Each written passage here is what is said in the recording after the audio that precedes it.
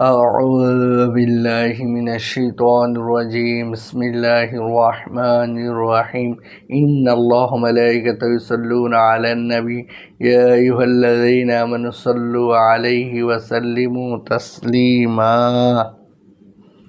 সাল্লাল্লাহু আলাইহি ওয়াসাল্লাম। আজকের আলোচনার বিষয় হচ্ছে ইস্তেহাজা কাকে বলে, ইস্তেহাজার হুকুম ও মাসাইল, গর্ভপাত ও আর বিষয়ক মাসাইল, প্রসবকালীন সময়ে কয়েকটি মাসআলা, প্রসূতি সম্পর্কে কয়েকটি মাসআলা।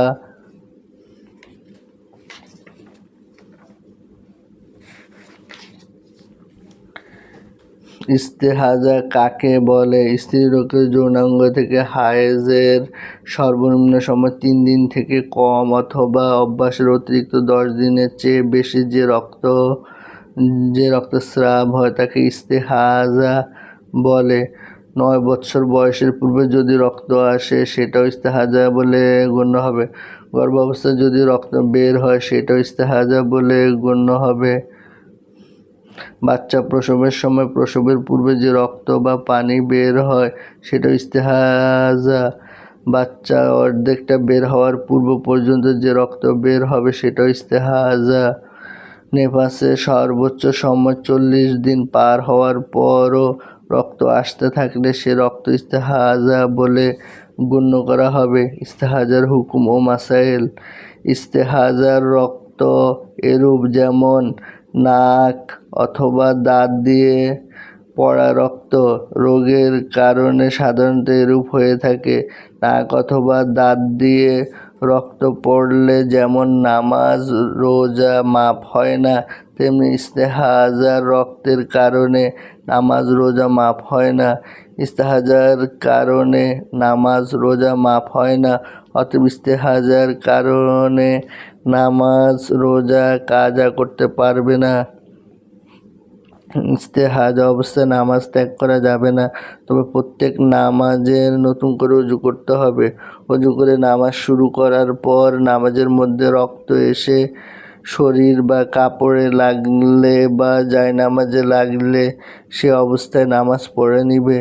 এক ওযু দ্বারা কয়েক ওয়াক্তের নামাজ আদায় করতে পারবে না।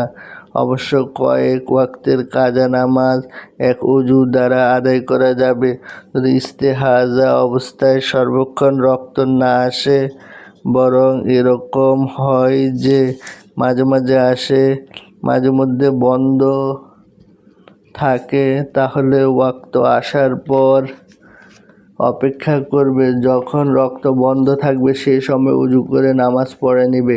ইস্তেহাজা অবস্থায় ওযু করে কাবা শরীফ তওয়াফ করতে পারবে, কোরআন শরীফও স্পর্শ করতে পারবে। ইস্তেহাজা অবস্থায় স্বামী তার সঙ্গে সহবাস করতে পারবে। গর্ভপাত ও আর বিষয়ক মাসাইল। দৈব কোনো কারণে গর্ভ পড়ে গেলে সে কারণে গুনাহ হয় না। আর অর্থ মাসিক নিয়মিতকরণ। যে কোনো কারণে মাসিক বন্ধ হয়ে গেলে যান্ত্রিক উপায়ে গর্ভস্থ রক্ত ইত্যাদি বের করে দেওয়ার মাধ্যমে মাসিক নিয়মিতকরণ। গর্ভে সন্তান আসার পর গর্ভপাত হলে বা আর করলে তার মাসালা হলো, গর্ভপাত হলে বা আর করা হলে যদি সন্তানের মধ্যে হাত পা নখ প্রভৃতি মানবের কোনো অঙ্গ তৈরি হয়ে থাকে তাহলে সেটাকে বাচ্চা ধরা হবে এবং যে রক্ত বের হবে সেটাকে নেফাসের রক্ত বলে গণ্য করা হবে।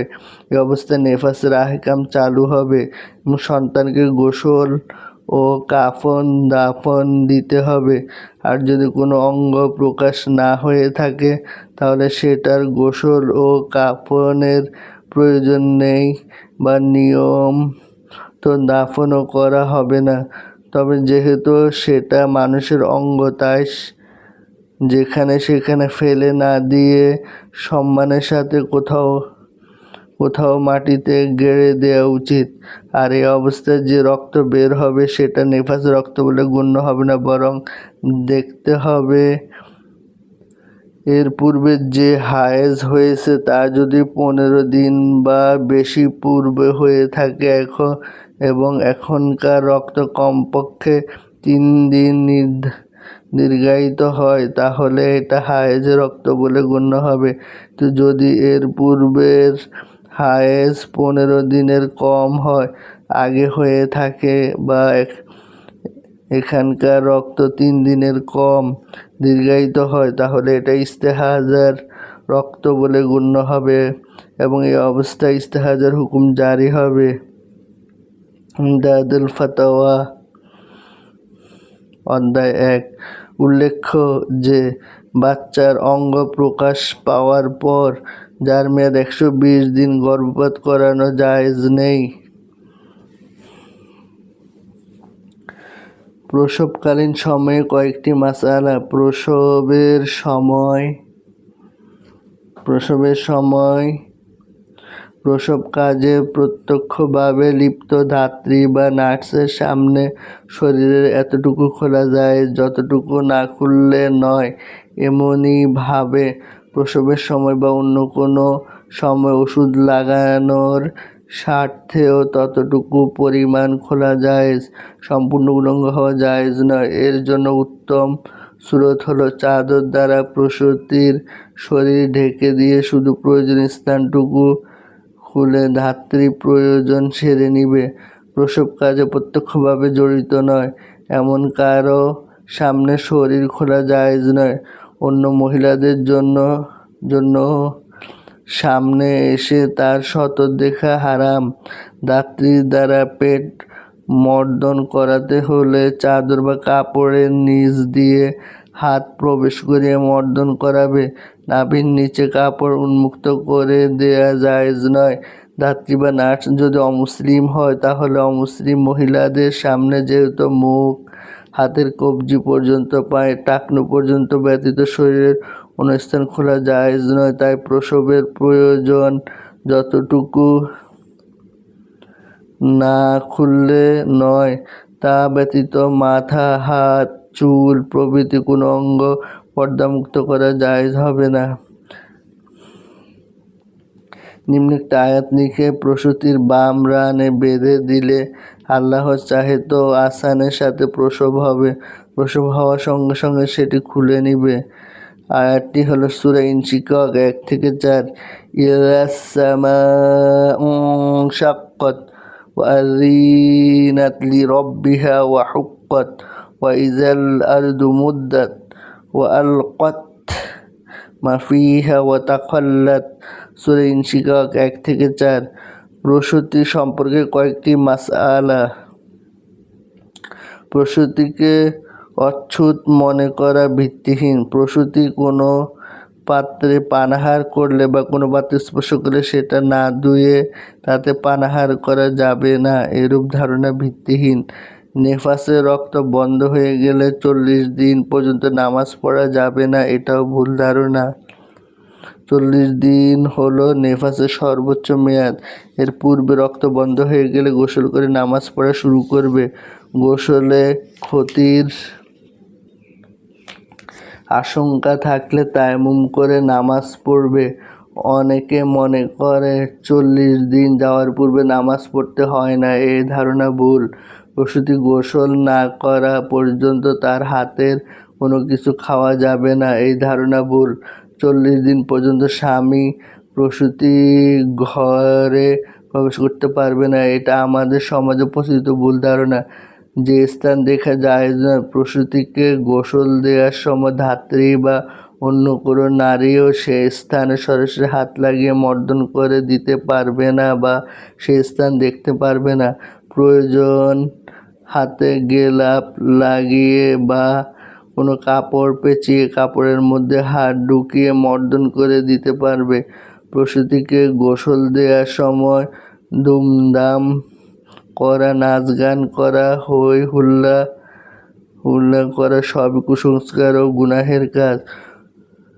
অনেক স্থানে প্রচলন আছে 6 দিনের দিন প্রসূতিকে গোসল দিতেই হবে, এই প্রচলন ভিত্তিহীন। অনেক স্থানে প্রসিদ্ধ আছে যে প্রসূতি ঘরে প্রসূতি নারী মারা গেলে তার আত্মা প্রেতাত্মা হয়ে যায়। ধারণা ভুল। বরং হাদিসে এসেছে যে অবস্থায় মৃত্যু হওয়ার ফজিলত, অবস্থায় মারা গেলে সে শাহাদাতের মর্যাদা লাভ করে। অতএব যে অবস্থায় মৃত্যুবরণ করলে শাহাদাতের মর্যাদা লাভ হয় সেটা কখনো খারাপ অবস্থা হতে পারে না। বিশেষ দ্রষ্টব্য, স্ত্রীলোকের জরায়ু প্রবাহনের ফলে সে রস নির্গত হয়, এতে গোসল করা আবশ্যক হয় না। তবে এরূপ ক্ষেত্রে প্রত্যেক নামাজের সময় নতুন অজু করে নামাজ আদায় করে নিতে হবে। অজুর পূর্বে ধৌত করে নিতে হবে।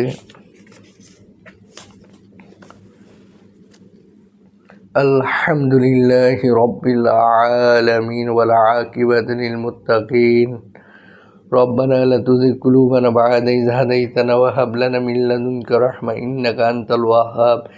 আপনি বলছেন হেদায়েত দিয়ে আবার গোমরা করে ফেলবেন। মরার সময় কালেমা তৈয়্যিবা নসিব করেন। হযরত মুহাম্মদ সাল্লাল্লাহু আলাইহি ওয়াসাল্লামের উসিলায় আমাদের সব মনে নেক চাওয়া আপনি পূরণ করে দিন। হে আল্লাহ, আমার দাদার কবর আযাব মাফ করে দিন, দাদাকে জান্নাতবাসী করেন, নানা নানুকে জান্নাতবাসী করেন, মৌলভী আজিজুল আতরুন্নেসা তাদেরকেও জান্নাতবাসী করেন, তাদের কবর আযাব মাফ করে দিন। হযরত আদম আলাইহিস সালাম থেকে শুরু করে যত নবী রাসূল সাহাবী ওলি গাউস কুতুব মুমিন মুসলমান কবরে শায়িত আছে তাহাদের কবরে সবটুকু পৌঁছায় দিন। হে আল্লাহ, হজ করার তৌফিক দান করুন। হে আল্লাহ, মসজিদ মাদ্রাসা এতিমখানা বেশি বেশি টাকা পয়সা দান করার তৌফিক দান করুন।